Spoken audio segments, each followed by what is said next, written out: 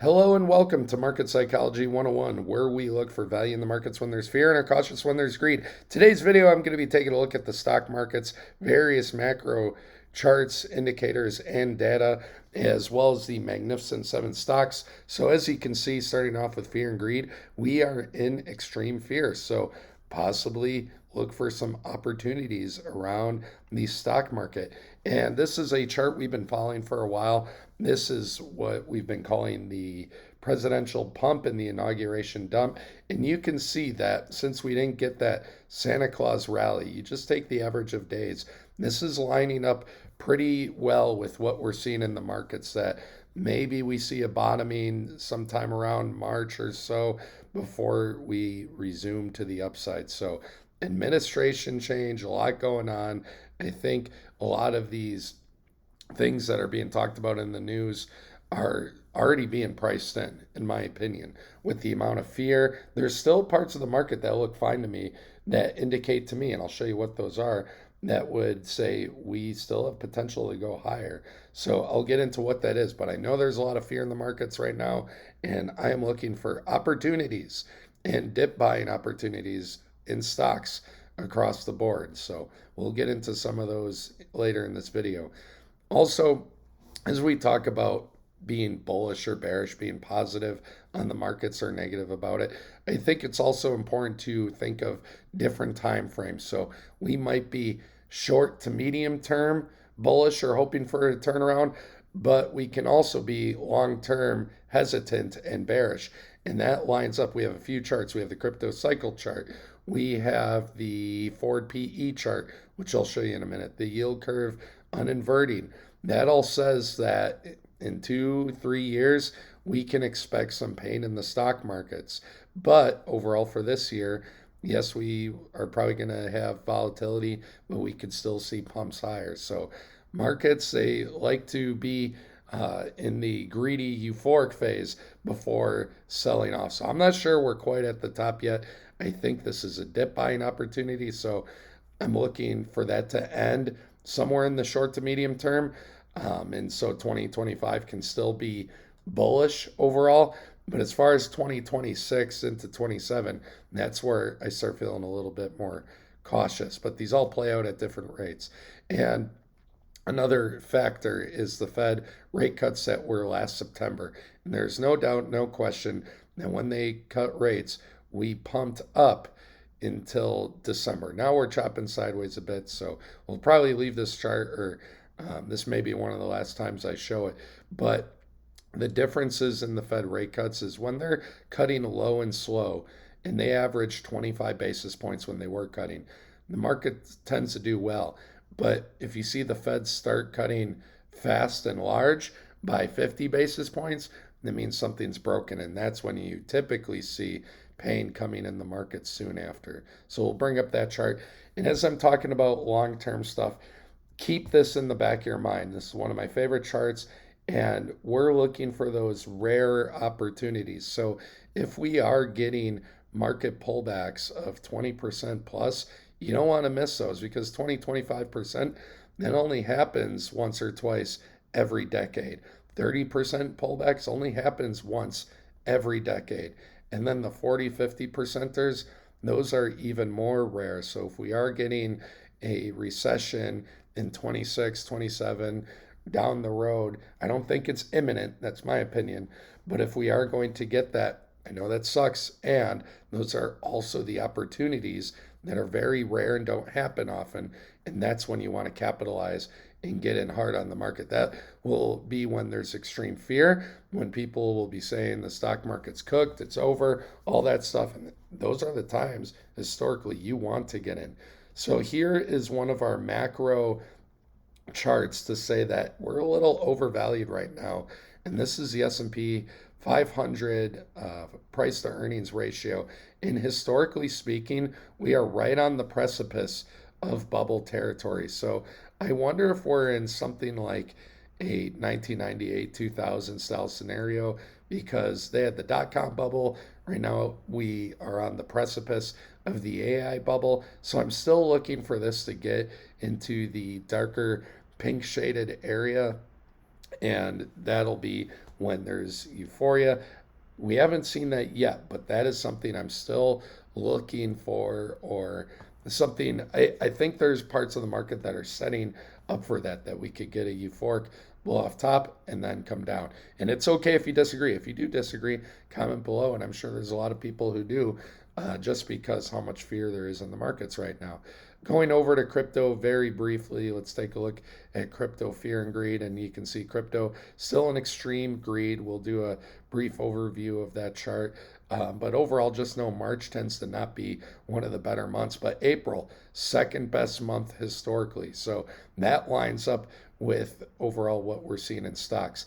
And I know a lot of you are here. I do mostly crypto stuff here. I also do live streams at noon Central Time on Fridays.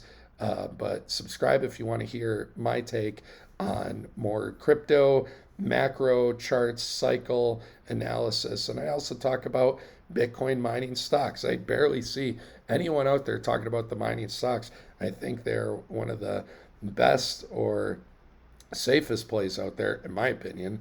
Not financial advice. I talk about various altcoins too. So subscribe if you want to hear about that. All right, let's get into it. So stock market, I think this one indicator, the MACD, it's an important indicator to have on for the weekly as far as stocks and Bitcoin.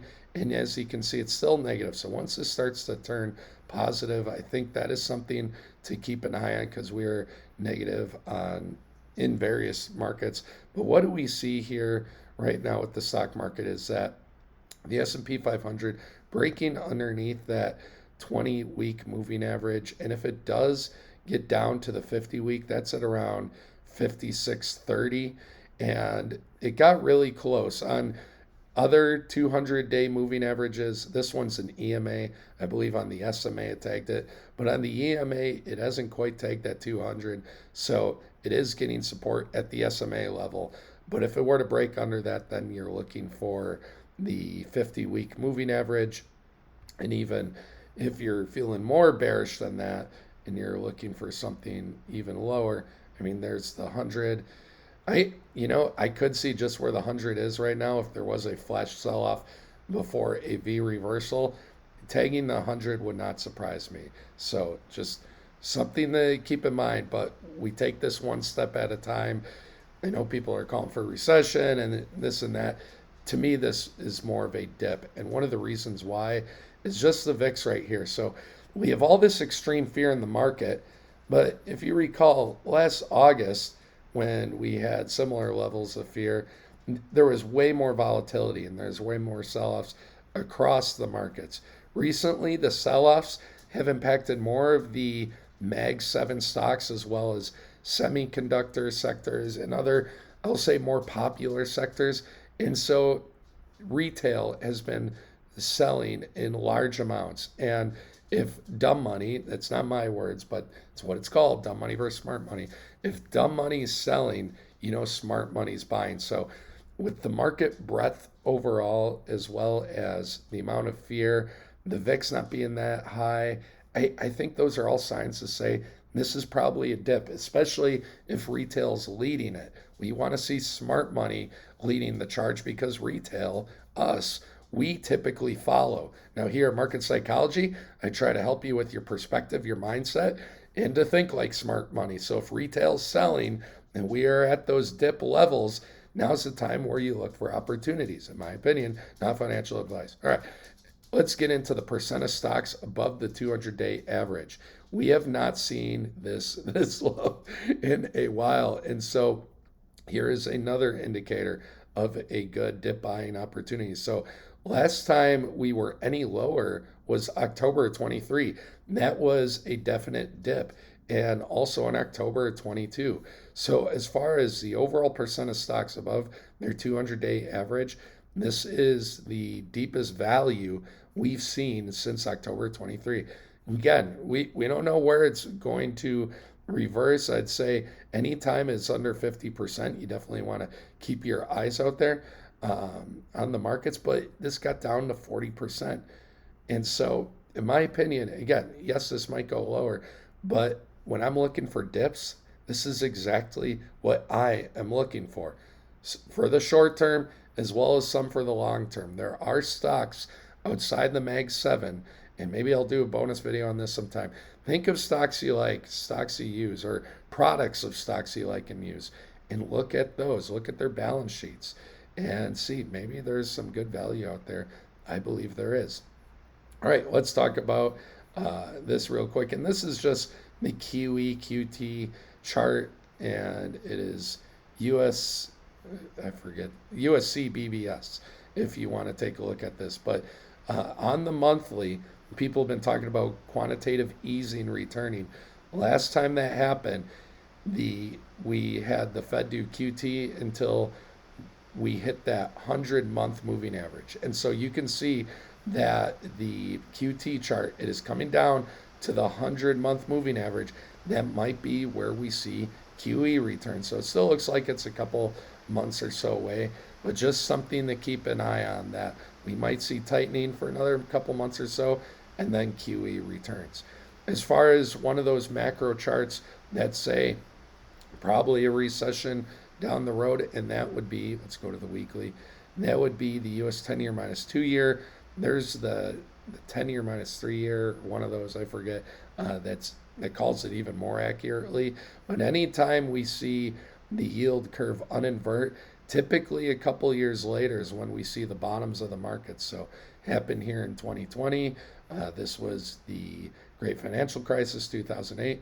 Here is the dot-com bubble. And as you can see, it's about, for them, 650 days. Now, this time around, the yield curve was even more inverted. So I wonder if it's going to take more time than just 600 days. Could it be 2026, 2027? You can see the dates at the bottom. So 2026 is definitely a year to watch for downturns in the markets. I still think we can go up, and that maybe we see yields come down before going up, and while they come down, that's when we see some of that euphoria. But speaking of the dot-com bubble and some of the comparisons I've been drawing, you can see the yield curve got inverted. It started to come up, no recession, but 1998, that's when the bubble really expanded before popping. So I'm wondering if we're going to see the yields have a turn down for a period of time, and that'll be when we get that euphoric blow off top. That's part of my hypothesis. Not saying it has to play out. Maybe we just go straight into a recession. I could be wrong about that, but that's personally a way I'm leaning, or what I foresee in the markets. Not saying it's going to happen, but that's the feeling I'm getting from this. Of course, I could be wrong. I'm just a random person on YouTube. Something to watch. Which one's better? Let's do log. It shows it a little more. Something to watch on Friday. We have unemployment numbers coming out. So if unemployment stays around 4%, that'll probably be good for the markets, and they'll be green. But if it gets above 4.2, or even at 4.2, there's probably going to be an extra bit of nervousness. That's where the 50-week moving average is. But as long as it's between there, that's fine. If you see unemployment spike above 4.2, get to 4.3, you're going to see some possible big flash selling, just saying. So do watch for what unemployment is showing us. All right, with Bitcoin, you can see it's holding the 20-week, the MACD, just like the stock. That's still negative. When it turns positive, we get good movements, and I'll just show you that so you don't have to trust me, bro, on that. So we want to see the MACD turn positive. It's negative right now. All right. As far as on the daily for Bitcoin, here's the battle you got to watch. The battle between the 200 and the 100. So the 100 is being sold off, and the 200 showing some weakness, but we were getting buyers down here. So some pretty good sized wicks, and we are squeezing in there right now. You even see the candle body staying under the 20-day moving average. So watch on the daily the battle between the 100 and the 200. And probably whichever way this breaks, eventually where we get candle body closes, not just wicks, but candle bodies closing, that'll be the next direction we go for Bitcoin. All right, let's pop on over to the Magnificent Seven stocks, and let's start off with NVIDIA. So NVIDIA losing its 200-day moving average. We definitely see there's a bit of a trend line down here, and almost does look like we have a little bit of a parallel channel, does it not? I love my channels on these videos. So let's draw this out. To me, it looks like there's a bit of a channel. Now, if we go to these lines back here, yeah, that lines up a little bit more. And, we can see parts of candles get underneath, but this is still honoring it a bit. So right now, NVIDIA at the lower part of the channel, I am curious to see what is the stochastic showing on this one. That, it's trying to reverse, still has to get in that shaded area. I'm sure the MACD, we're on the daily right now. We got to go over to the monthly, or I'm sorry, the weekly. Let's go over to the weekly and take a look at this. So yeah, very negative for NVIDIA, but overall, this is why I like moving averages. What do we see? That NVIDIA is staying on the 50-week moving average. So the 50-week is the dividing line between bullishness and bearishness. We could get a bounce off here and positive sentiment can resume, but you can see that since this whole bull run started for NVIDIA, this has been the first time it's gotten to the 50-week moving average. So dip buying opportunity, you can just buy these levels and like the levels they're at, look for moving averages, look for fibs. But if you're looking for confirmation, you can add on something like a buy sell signal indicator as shown right there, as well as the MACD, the moving average convergence divergence, or the stochastic RSI. Those will show you more confirmation, and you would want that blue to flip positive above the orange line there. So those are two ways to go about it. I do a little bit of both. Sometimes if there's a stock or crypto I like and it gets to a level I like, I will just buy it because I see it as a nice discount. But if you're worried about that, or the overall market is just too bearish for you and you want that confirmation, then you can lean more towards those buy signals, more of the confirmation of the turnaround. All right, let's get into Microsoft. So Microsoft here, you can see we have drawn a high to low fib, and Microsoft got up to that 1618. It was in this wedge, and then it broke underneath the wedge. And as we talked about yesterday in the crypto video, when wedges break, you can also look to see that is it forming a parallel channel, and it kind of is. So with Microsoft, the wedge broke, it came down, and now is at the lower part of the channel, as well as the 100-week moving average. So stuff like this is why we have so much fear in the markets right now. Microsoft, considered by many the number one stock in the world. And if the number one stock is underneath the 50-week moving average and is now bearish by a lot of people's sentiments that, it's under the 50-week, it's bearish, that is something to watch out for. Now, on the other side of the token, talked about the indicator stuff. You can look at that yourself. How often is Microsoft underneath its 50-week moving average? Well, we had this time from 2022. You can call this twice because it came above it. So Microsoft was under it twice. There was once or twice here in 2018 and 2020, but going even further back, not since the great financial crisis and the recovery, you'll see a few times there, Microsoft since 2013, so for 12 years, has only gone under the 50, 1, 2, 3, 4, 5 or 6, and this would be the 7th time. So kind of like I was talking about with this chart before, something to consider is how often are we here? And if you are looking at a long-term play, I don't hate this. And yes, Microsoft in a recession can come down 50% from its top. It totally can. But as far as an overall bucket of dip buying opportunities, if you love Microsoft, I don't hate this level, even long-term, even if it went lower. I do like the discounted value that Microsoft has here because it is maybe the top stock in the world. All right, as far as Apple, Apple would also challenge that title of number one stock, NVIDIA recently. But is that more of an AI play? Is NVIDIA going to last and do as well, be a top stock like Microsoft? That's up for debate. But as far as Apple, staying above that 1618, and yes, it has a little bit of a sell. Does that have a sell signal? Yes, it does. So it does have a sell signal on the weekly. And so we may see this come down a little bit to the 1618 again. But you can see overall heavy wicks underneath being bought up. You want to see that 20-week moving average hold. And it's held the last few times it has gone up.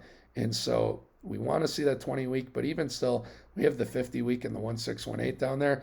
And in a bubble, should we resume and go higher, look for Apple to get around 277, 278. That's when you're going to be seeing people taking profits. Let's get over to Amazon. So Amazon has come right down to its 50-week moving average, and it also has the former all-time high in the 100-week moving average. But since this bull run started in 2022, late 22 at the bottom, this is only the third time we have been at this value. So should you believe that this is another dip before going higher, this would be one of the dips to watch for Amazon at these levels. It's probably around the 200-day as well. Yep, look at that. On the daily, hanging on to the 200-day. So if you like Amazon, Microsoft, there's some levels here for you. Even NVIDIA in its channel. And it's not often we've been saying that the last few years. That's why there's so much extreme fear in the markets. All right, let's get over to Google. And so Google, a little bit more concerning. It got under the 200, came up. It is challenging the 200. So if that 200 truly is lost for Google, then you want to see this 50-week hold. Right now, the candle body is above it. But if that 200-day doesn't hold, do not be surprised to see cracks or weakness here and possibly get down to the 100 at 156. But again, another dip buying opportunity here. And we've seen Google three times since we started coming up from the bottom that it's been at this level of value. So could it go down lower? Of course, but in my opinion, if I'm buying Google right now because I love it that much, when it comes down to the 100, I'm going to buy more because it is at even more of a discount. So if you like something enough to buy it here, you should love buying it here. And in my opinion, if you're not going to do that, then you have not done enough research to justify spending your hard-earned money on something that you're just going to give up on if it goes lower. Part of the dollar cost average strategy, we don't need to buy the ultimate dip, but just a bucket of dips. We'll go to Meta and then Tesla. Meta, man, just doing Meta things. It just loves its 20-week moving average. One of the strongest stocks out there. And should that be its bounce? Again, we're targeting 863 for Meta at the 2618. Lastly, we'll finish up with Tesla, which usually whenever we have this much fear, Tesla is doing the worst out of all of them. And really, Tesla, not so bad. It is at the 100. I was expecting more, but it did break underneath this channel. It was somewhat of a steep channel, but after it got really disconnected from the moving averages, it also came down hard. And that's just something Tesla does. After its big moves, it's not surprising to see Tesla come down to these levels. We have all this price action and support in the fib and the 200 here around the 618. Tesla is under the 786. So that's the golden pocket area, 618 to 0.65. So I would not be surprised to see Tesla get between 263 and 240. That would be an area I'd be watching for. Yeah, you can see it lost the daily there, but it has support, and you know where that support is. It's on the weekly 100. So if it does get further, this is the area I'm looking for. 0.618 to the 0.65. Don't have the fib on here, but that's right about where it is. In that area, possible bottoming area for Tesla as well. Anyways, let me know what you think in the comments below. Hope to see you all tomorrow for the live stream. Have a wonderful day. Take care.